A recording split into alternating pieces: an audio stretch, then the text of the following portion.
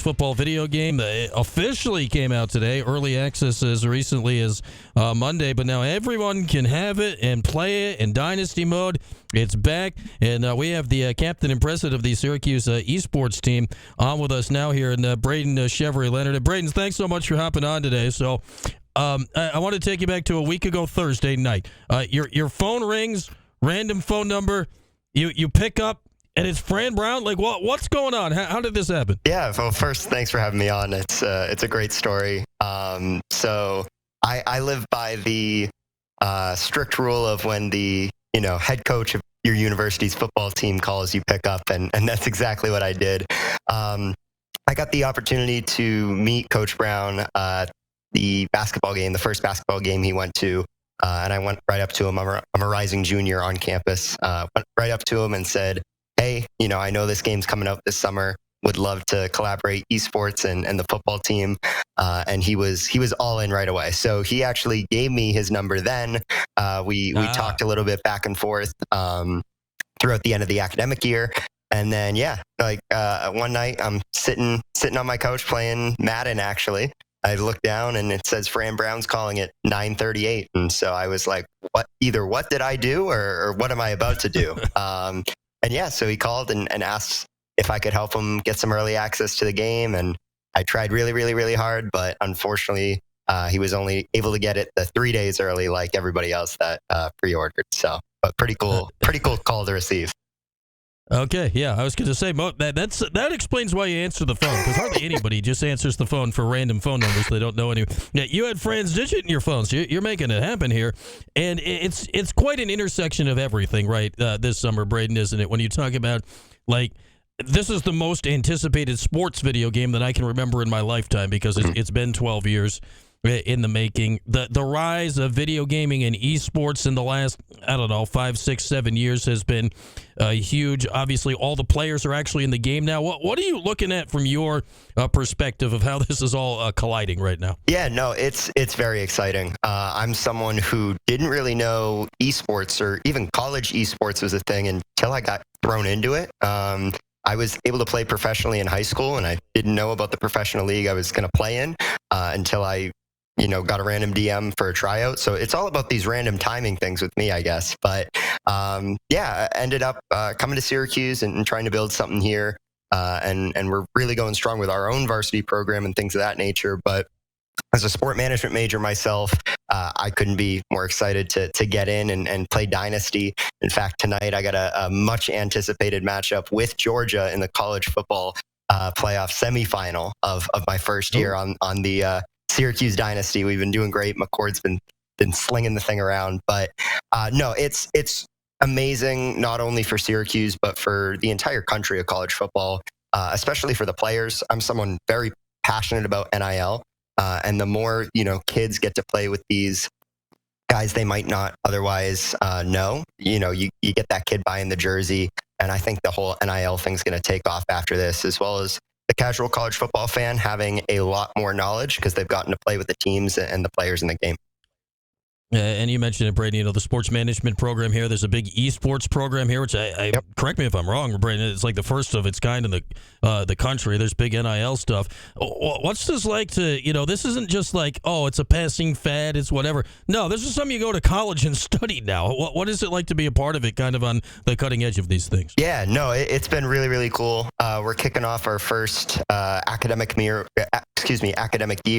with the major. And so I was very fortunate enough at such a big university like this, they turned to some of the students with some more expertise in that and asked for feedback along every step of the way. So I'm fortunate enough to say I've gotten my hands on the academic majors as well as all the other esports offerings we have here. And it's really cool, especially to see when talking with incoming students, kind of the whole stigma around esports of, am I sending my kid to college to play video games all day? That might be the initial reaction, but once parents start to understand the careers on the front end in terms of talent, but then on the back end in terms of production, media, play-by-play, actual management contracts, things like that, it really opens up an entire new world for a lot of kids like me who have had a passion for video games and can now turn it into a career. And, as we both know, Syracuse, everything they do, they're the best at, and I feel like esports is going to be no different.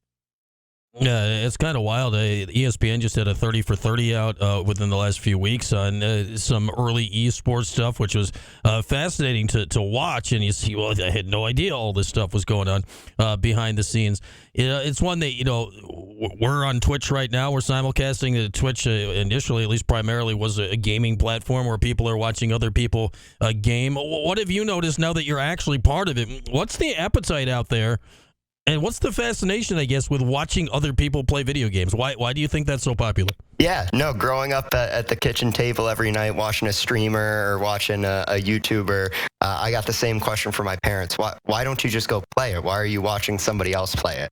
And it's something I really can't put my finger on. It's something about the community, kind of when, people call the internet the virtual town square. It truly is. If, you don't have the accessibility to go out to the soccer field and play with this person, but you can get online and see what they're doing and cross play with them online. I think that's a really unique thing that technology has brought us. And especially for the college demographic. I have friends, I'm from Boston, friends back home, central New York's a little bit far away from that. And I'm able to still keep in touch with them and on a daily and nightly basis. And then it's been really cool that, my athletic ability, though it might look a little bit different than the football team, is able to support me through college, like a lot of traditional college athletes have been able to do.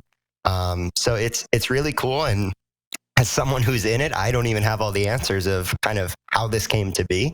But I think it's the beauty of community. And, you see a lot of things on the internet. And when you stop and take a minute to connect with someone, and I think probably my most, proud thing is to see someone with 2 or 3 viewers and then see them grow to thousands. Because especially through TikTok and Twitch, you can do that very quickly. And it's truly life-changing for a lot of these people.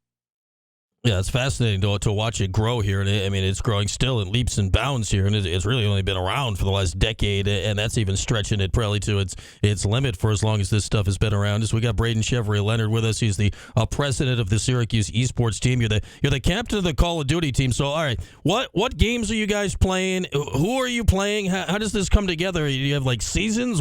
How does this all break down when you're doing it? Yeah, so it's pretty unique.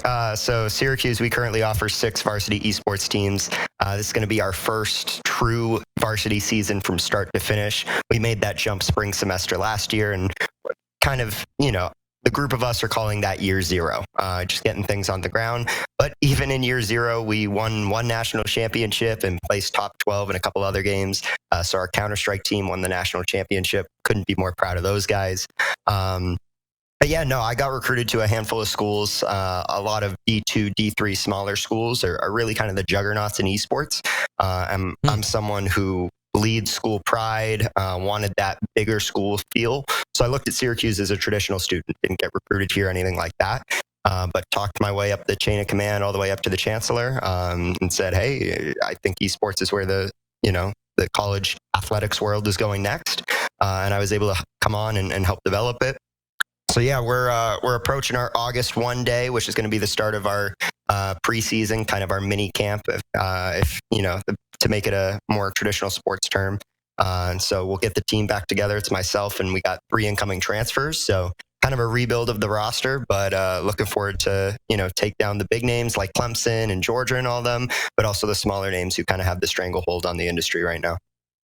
Okay, so I mean, you say literally recruited. I mean, that goes hand in hand, right, with college sports. I imagine like there's got to be some NIL type stuff in this side of it too, with how popular all of this is in the online world, and Instagram and Twitch and Twitter and all these places. Yeah, exactly. So in terms of my background, last year I had an NIL deal with Gatorade Fast Twitch. It's Gatorade's energy drink, and so energy drinks and college gamers, they go hand in hand, and they obviously were looking to get in the college space after working with the NFL. And so I had some connections there, was able to get a sponsorship from them. I got the team sponsored by a couple lower tier clothing companies like Salty MF. And I'm happy to say that all of this was kind of made possible by the student-run NIL agencies at Syracuse, like Out to Win, Slice Management, just some friends I met in passing and have really been able to help me financially and get my brand out there as well. Okay, man, it's just like it's a whole world that I think a lot of people are unaware of that exists. Now, like the games you guys are playing competitively, right? It's a lot of games you mentioned. It is like Call of Duty and games like that, like the group, first person shooter kind of collaborative type games. Do games like Madden or the college football game or FIFA, do these fit in this, or are those kind of handled separately in situations like this? Yeah, there's professional esports leagues for all those titles you mentioned. College is a bit behind in terms of that. It's a lot of one-off tournaments rather than a league putting it together. However, like we kind of opened this conversation with, this college football game has been the most anticipated game of all time, probably. And especially with that college demographic right there in it. I can't say too much because I might have my hands on some things, but I wouldn't be shocked if you see a college football esports league pop up pretty soon here.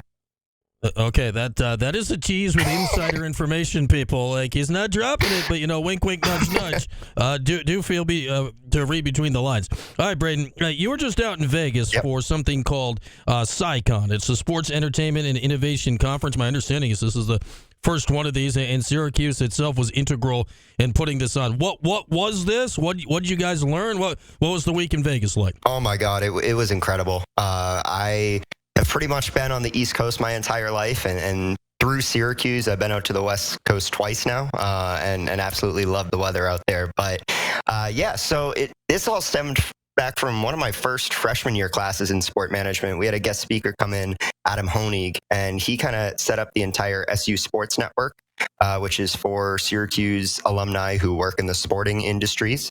And he helped coordinate this CCon out in Vegas, and it was the biggest sports names. I got a really cool opportunity to have a one-on-one conversation with the gentleman who convinced the NFL to move the Raiders to Las Vegas. That was just kind of a small panel. A panel discussion I got to sit in on and listen to and catch up after that. The Syracuse Rocket League team, we brought them out there. They finished number 12 in the country this year, and they dominated UNLV in an exhibition out there. So love to see that from the competitive side. But no, it was fantastic. David Falk, who I've been fortunate enough, going to his college on the university campus, fortunate enough to talk to him a few times and got to catch up with him again. And we really just covered everything in the sports world. There were panels on NIL and how that's changing. There were panels on esports and what that means at the college level, the professional level. Lots of different sports gambling, the laws around that, and kind of having it out in Las Vegas. We studied a lot of, how Las Vegas was viewed as this scary place, and now it's really the place for sports, as we see, the Raiders, the Knights, and now the A's going out there, as well as the Aces killing it out there as well. So it was phenomenal. Again, as a student, a rising junior, I was in the room with, people I'd love to be in the shoes of one day and can only dream of it. But I think that really just sums up what Syracuse is. It gives unlimited opportunities for its students. And so hearing about it freshman year and now getting to go out there and experience it was incredible. Yeah, and for those unaware of who David Falk is, he was Michael Jordan's agent, if you wonder why he's important in the sporting world and in the history of Syracuse. Air Jordan, that's David. That's how he was involved in that. So, Braeden, you're out there at conferences like this. There's always a lot of future talk, right? A lot of forward talk. So you saw a lot of things. Give us one thing from, whichever realm that you saw out there that you think is going to be whoa, this is going to be something cool that the public is going to get to interact with in the next year or two. Yeah. I think the idea of, esports, I'm biased in that regard, but one of the panels I sat in was on it's called the fun economy. And that is really just all tourism. So that's everything from sports, entertainment, travel. And I forget the number off the top of my head, but it was 14% of the global GDP is spent on tourism, something around that.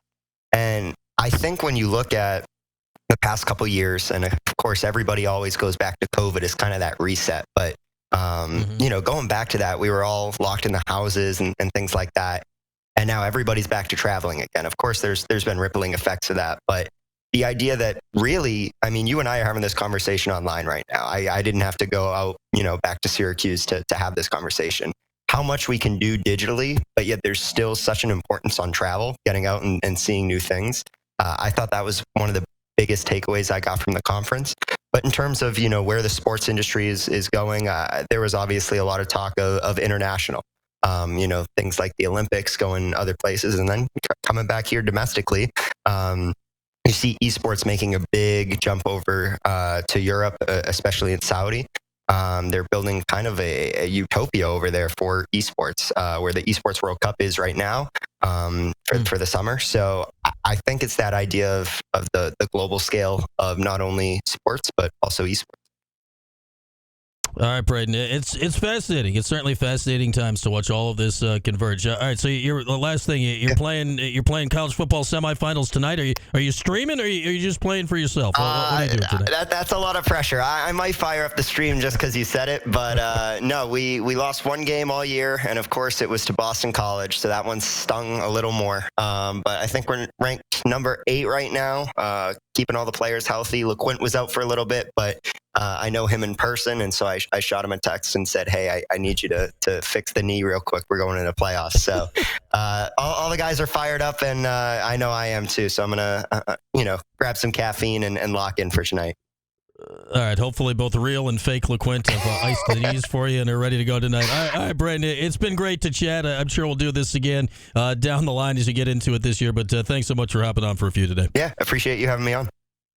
All right, there he is, Braeden Cheverie-Leonard. He's the president of the Syracuse esports team. Like, for those that don't know, this is massive. Like, this is a huge ascending industry. Syracuse is a major for it now. Like, this is big time. It's a big time business here going forward. Really fun there to talk to Braeden and get a little insight into how Syracuse, in many ways, is on the forefront of what's going on in this space. Kind of cool. All right, we'll take a break. 411 when we come back after this here on Q Sports Talk and ESPN Radio.